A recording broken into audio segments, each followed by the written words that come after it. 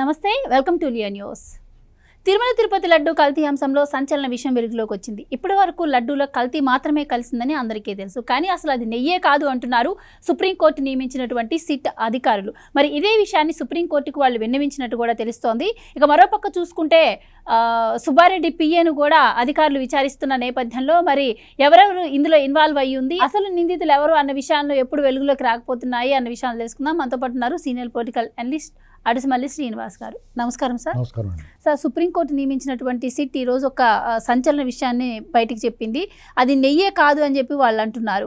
So మరోపక్క YCP వాళ్ళు మొన్నటి వరకు భూమన కరుణాకర్ రెడ్డి వచ్చి నేను అసలు ప్రమాణం కూడా చేస్తాను, దీపం ఆర్పుతాను అని చెప్పారు. కానీ అది నెయ్యే కాదు అంటున్నారు. అసలు ఇప్పుడు వాళ్ళు ఏం మాట్లాడతారు? కల్తీ జరగలేదని చెప్పారు, మొన్నటి వరకు హడావిడి చేశారు. సో మీరేం చెప్తారు? ఇప్పుడు చంద్రబాబు నాయుడు గారు ఆయనకి ఇష్ట దైవం, ఆయన ఇలవేలుపైన వెంకటేశ్వర స్వామి తిరుమల తిరుపతి దేవస్థానం విషయంలో ఆచితూచి వ్యవహరిస్తారు. నెయ్యిలో కల్తీ జరిగిందనేటువంటి మాట ఆయన నోట్లోంచి వచ్చిందంటే ప్రసాదం తయారీలో వాడే నెయ్యిలో కల్తీ జరిగిందనేటువంటి మాట ఆయన నోట్లోంచి వచ్చిందంటే 100% కరెక్ట్ అయి ఉంటుంది. ఎందుకంటే ఒకవేళ అందు మీద ఏమాత్రం సందేహం ఉన్నా ఆయన మాట మాట్లాడటం, అది దర్యాప్తు కొంచెం మందగించి కొద్దిగా లేట్ అయింది కదా. ఈ వైసీపీ బ్యాచ్ అంటే కరుణాకర్ రెడ్డి బ్యాచ్ ఇది ఏమి దొరికుండదు వాళ్ళకి. మనం చాలా తెలివిగా మేనేజ్ చేసాం అనుకున్న వాళ్ళు నెయ్యిలో కల్తీ లేదు, ఇలాంటి ప్రచారం చేసి దెబ్బ అయిపోయారు. పవన్ కళ్యాణ్ గారు మేము గుడిమిట్లై కడిగేసాడు, దాన్నేటి సనాతనం గట్టాన్ని వేషాలు వేసాడు అని చెప్పి ఆయన విమర్శించారు. కానీ ఇవాళ ఎప్పుడైతే సుప్రీంకోర్టు సిట్టు వేసి దర్యాప్తులకు నియమించిందో ఆ దర్యాప్తులో కళ్ళు చెదిరే వాస్తవాలు బయటకు. అప్పుడు ఇంకా నెయ్యిలో కొద్దిగా కల్తీ జరిగిందంటే 1 కేజీ నెయ్యిలో 1/4 కేజీ ఏదైనా నూనెలాంటిది కలిపారేమో అనుకున్నారు. ఇప్పుడు ఏకంగా అసలు నెయ్యే కాదు అంటున్నారు. అది అంటే పామాయిల్ ఇలాంటి వాటిలో కృత్రిమంగా తయారు చేస్తారులేండి. ఎందుకంటే ఏఆర్ డైరీ ఇలాంటి వాటిలో పాలే సేకరించరంటే వాళ్ళు పాలు సేకరించకుండా నెయ్యి ఎక్కడి నుంచి వస్తుందిరా బాబు అంటే వీళ్ళు ఏమైనా సాయిబాబా భక్తుల గాలిలోంచి విభూతి తీసినట్టు. ఇప్పుడు సాయిబాబా గారు అంటే విభూతి తీసి కూడా ఇలాగా, లేకపోతే శివలింగాలు సృష్టించి కూడా బాల సాయిబాబా అని ఎవరు కర్నూలులో గట్టాను ఆ టైప్ అయినా చేసి ఉండాలి. మరి అంతే కదా. ఇప్పుడు పాలు సేకరించకుండా నీకు వెన్న ఎక్కడి నుంచి వస్తుంది, వెన్న లేకుండా నెయ్యి ఎక్కడి నుంచి వస్తుంది? ఇది ఎంత దారుణం అంటే అండి. తిరుమల తిరుపతి శ్రీవారి ప్రసాదాలు అన్నీ అద్భుతంగా ఉంటాయి. జిలేబీ ప్రసాదమైనా, వడ అయినా, పొంగలైనా, చక్కెర పొంగలైనా, పులిహారైనా, దద్దోజనమైనా, ఏదైనా సరే దోశలు కూడా వేస్తారు. ఏవైనా సరే చాలా అమృతప్రాయంగా ఉంటాయి. ఎందుకంటే స్వచ్ఛమైన పదార్థాలు వాడి అసలు సిసలు రెసిపీ అంటే ఎలా చేయాలో అలా చేసి పెడతారు స్వామివారికి. అవి కొన్ని మనకు అందుబాటులో ఉన్న మనకు తెలియదు. స్వామివారికి అట్లు కూడా పెడతారు, అవి మనకు తెలియదు. జిలేబీ ప్రసాదం ఉంటుంది, పెద్ద ఇంత ఎత్తారు, ఇంతలా ఉంటుంది ఒక జిలేబీ. గురువారం నాడు ప్రసాదం పెడతారు. అది అందరికీ అందుబాటులో ఉండేది. నిలవ ప్రసాదం బయటికి తీసుకెళ్ళగలిగింది లడ్డు ప్రసాదం. అది ప్రాచుర్యం పొందింది. అది ఏకంగా దానికి ఒక పేటెంట్ కూడా లభించింది. ఆ ప్రసాదం అమృతప్రాయం, అమృత తుల్యం కింద ఉంటుంది. మేలు రకం పచ్చిశనగపప్పు, పంచదార, కిస్మిస్, ఇలా జీడిపప్పు, ఇలాగా నాణ్యమైన అంటే క్వాలిటీలో ది బెస్ట్ వాడేవారు. సాధారణంగా సహజంగానే ఆ ఇంగ్రీడియంట్స్ తాలూకు నాణ్యత మామూలుగానే పంటలోనే తగ్గింది. ఇప్పుడు శనగలు ఉంటాయి కదా, పూర్వం ఆర్గానిక్, కంప్లీట్ ఆర్గానిక్, అది ఆ రుచి కొంచెం డిఫరెన్స్ ఉంటుంది.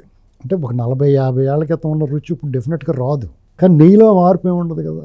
నెయ్యికి ఆ మార్పు రాదు. కల్తీ లేకుండా ఉంటే స్వచ్ఛమైన ఆవు పాలుతోటి చేసిన నెయ్యి మరగ కాసిన తర్వాత వచ్చే సువాసన కానీ దాని రూపురేఖ లావణ్యాలు కానీ ఏమీ మారవు. మిగతా వాటిలో మారుతానికి ఉంటుంది కొద్దిగా. అయినా సరే ఆ నెయ్యి వల్ల ఆ గుమ్మగుమ్మలో నిల్వ సామర్థ్యం ఉంటుంది ఆ లడ్డూకి ఆ నెయ్యి వల్ల. ఇప్పుడు మామూలుగా నూనెతో వాడింది జిలేబీ కానీ ఏదైనా ఉందనుకోండి, ఒక లడ్డు ఒక 5-6 రోజులు నిల్వ ఉండి తర్వాత వాసన వస్తుంది, లేకపోతే కొమ్మురు కొంపు వస్తుంది, బూజు పడుద్ది. ఈ నెయ్యితో చేసింది లడ్డు చాలా ఉంటుంది. అంటే ఆ క్వాలిటీ వల్ల, ఆ నాణ్యత వల్ల, పైగా రుచి అద్భుతంగా ఉంటుంది. ఇది వాళ్ళు ఏం పట్టించుకోలేదు. అయితే సార్, ఈ వార్త ఎప్పుడైతే బయటకు వచ్చిందో అప్పటి నుంచి వైవి సుబ్బారెడ్డి గారు అజ్ఞాతంలోకి వెళ్ళారు. ఇప్పటి వరకు ఆయన ఆచూకీ తెలుసుకోకపోవడం కూడా అంటే ఈ కల్తీ అంశం ఇది నిజంగా టీడీపీ కావాలని బయటికి తీసిందేమో, దీనిలో నిజంగానే జరగలేదేమో అని చెప్పి ప్రజల్లో కూడా ఒక అభిప్రాయం వస్తుంది. మీకు కల్తీ నెయ్యి విషయంలో హడావుడి జరిగి మళ్ళీ సైలెంట్ అయిపోయారు. చంద్రబాబు గారు స్టైల్ ఒకటేనండి, పూర్తి ఆధారాలు లేకుండా ఆయన ఏం మాట్లాడడం. పూర్తి ఇప్పుడు నిన్న మొన్న జగన్ గురించి మాట్లాడింది కూడా ఆయన వదిలేయమని కాదనుకుంటున్నాను నేను. ఇక మరి సర్దుకోవాలి, మరి అలాగే సమర్థించుకోవాలి ఒక రకంగా చెప్పాలంటే. ఆయన అది కూడా నిజమే కదా, పూర్తి ఆధారాలు లేవనుకోండి, అలా తీసుకెళ్ళి ఇలా పంపేస్తే మళ్ళీ అందరూ మళ్ళీ తిడతారు వాళ్ళని. అది కూడా కరెక్టే, ఫిక్స్ చేస్తే ఇంకా అలా ఫిక్స్ అయిపోయి. ఇప్పుడు కాంగ్రెస్ వాళ్ళు అరెస్ట్ చేశారు, ఎన్నాళ్ళు పెట్టారు, సంవత్సరాలు పెట్టారు, మళ్ళీ వచ్చేసాడు. ఇప్పుడు వీళ్ళందరినీ పంపిస్తున్నారు లోపలికి, బెయిల్ ఎట్టుకుని వచ్చేస్తున్నారు. ఇప్పుడు బాలకృష్ణ గారు అయితే సినిమాలో ఉంటాడు, నారాయణ స్వామి, గోస్వామి, వెంకటస్వామి, సుబ్బారావు అని పేరు పెడితే పుట్టినోడు పోతుంటే, అలా పుట్టినోడు పోకూడదని నా పేరు లక్ష్మీనరసింహ స్వామి అని పెట్టారంటాడు కదా. అలాగా ఈసారి జైల్లో పెడుతున్నారు, బెయిల్ వస్తుంది, జైల్లో పెడుతున్నారు, బెయిల్ వస్తుంది, ఈసారి పెట్టినప్పుడు ఇటు బయట రాకుండా పెట్టాలని ఏదో ప్లాన్ వేసేయడం ఈయన ఏంటండి. అలాంటివి కూడా ఉండొచ్చు.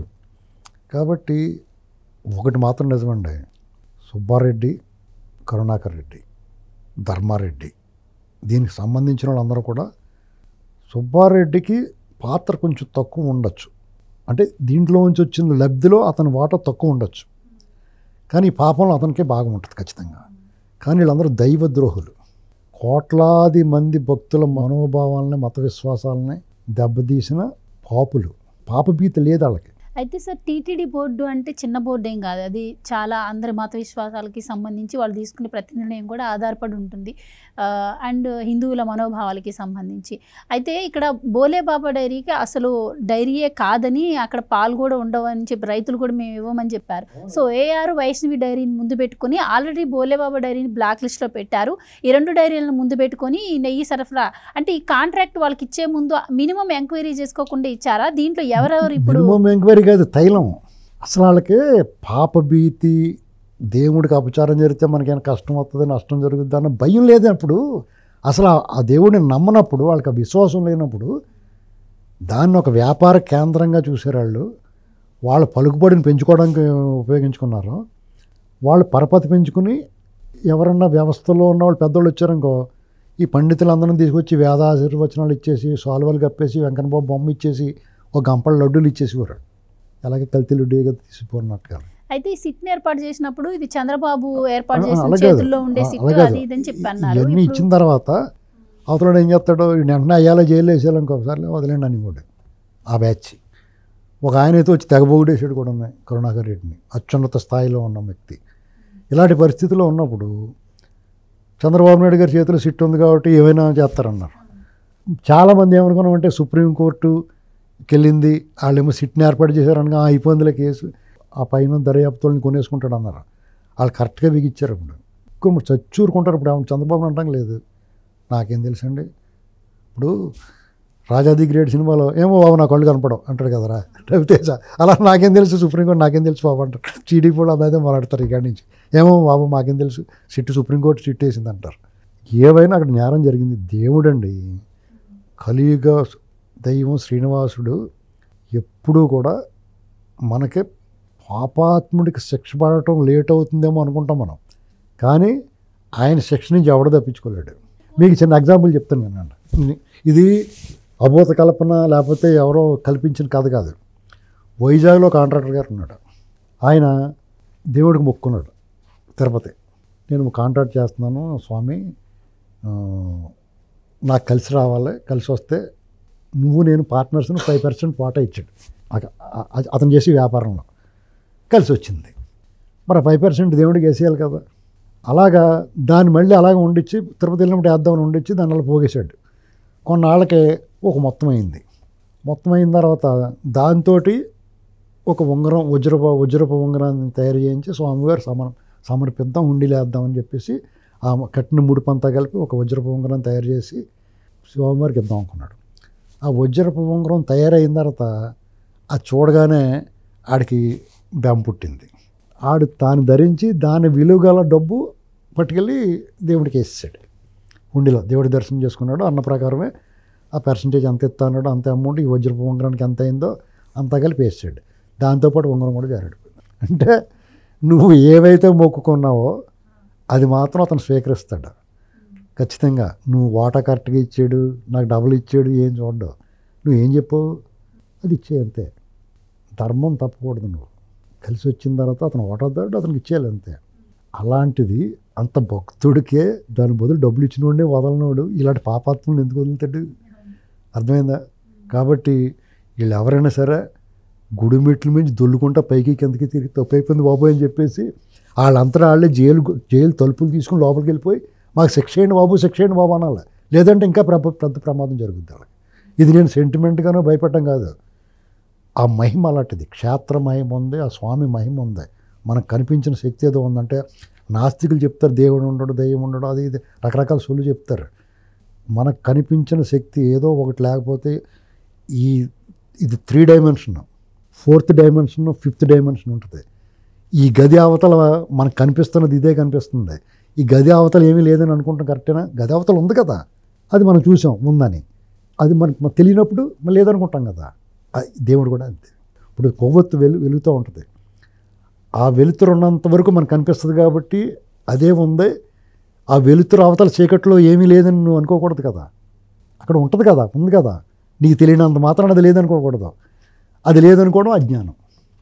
జ్ఞానం ఏంటంటే నువ్వే కాదు, నీతో పాటు అనేక ప్రాణులు, జీవులు, జీవకోటి నేను నడిపించే శక్తి, ఒక ఈక్విలిబ్రియం, ఈ సమతుల్యతను కాపాడే శక్తి ఒకటి ఉందనేటువంటి నువ్వు గమనించాలి. అసలు ఫైనల్గా ఇంకోటి, ఆ రోజు భూమన కరుణాకర్ రెడ్డి గారు చేసిన హడావుడి మీరు చూసే ఉంటారు. అక్కడ ధ్వజస్తంభం దగ్గరికి రావడం, ప్రమాణం చేస్తా అని చెప్పి హడావుడి చేయడం. ఆ తర్వాత టీడీపీ కూటమి హయాంలో కూడా తిరుమల ప్రతిష్ట దెబ్బతింది అని చెప్పడం కోసం మొన్న గోవుల అంశం కావచ్చు, తాబేళ్ల అంశం, ఇవన్నీ తెర మీదకి తీసుకురావడం, ఇవన్నీ కూడా మనం చూసాం. సో ఫైనల్లీ అయితే అసలు అది నెయ్యే కాదు అన్న విషయాన్ని సుప్రీంకోర్టు ఏర్పాటు చేసిన సిట్టే బయట పెట్టింది. మరి ఇప్పటికైనా మరి భూమన కరుణాకర్ రెడ్డి ఏం సమాధానం చెప్తారు? అలాగే వైవి సుబ్బారెడ్డి కూడా బయటకు తీసుకొచ్చే అవకాశం. ఖచ్చితంగా అబద్ధాలు మాట్లాడతారు మళ్ళీ. వాళ్ళు తెలుసుకోలేరు. మూర్ఖుడు ఒకడు చనిపోతూ ఉంటాడు, పాపాత్ముడు అన్నమాట. చనిపోయేటప్పుడు కనీసం దేవుడి పేరున్న తలవాలని చెప్పేసి వీళ్ళు చెప్తారు, నారాయణ నారాయణ అంట పోరా బాబు అని. నారా అంటే ఏంటి అని అడుగుతాడు. నారాయణ అనుకున్నాను అంటే నారాయణ అంటే పోతే కనీసం పుణ్యగతులు లభిస్తాయేమో, చచ్చిపోయే ముందు పాపాత్ముడు అని చెప్తారు చుట్టాలు గట్టన్న. అటు పాపి కదా అటు చెప్పడం.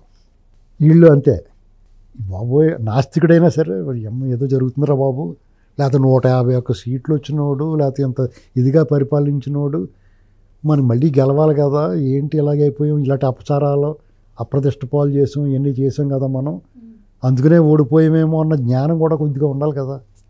ఇప్పుడు తెలదు వాళ్ళకి. నరకంలోనూ మూకుట్లు వేయించేస్తున్నప్పుడు తెలుస్తుంది వాళ్ళకి. పెద్ద మూకుట్లో మిరకాయ బజ్జీ వేసినట్టే. ఇప్పుడు కరుణాకర్ రెడ్డిని శనగపిండిలో ముంచి మిరకాయ బజ్జీ వేసాడు ఇంకో ఎముడు, అప్పుడు తెలుస్తుంది అడికి అప్ప నేను మా చేసిన తప్పురా బాబు అని. అప్పుడు దాకా తెలదు. Right sir, thank you so much అండి. Please subscribe to Leo news for more videos.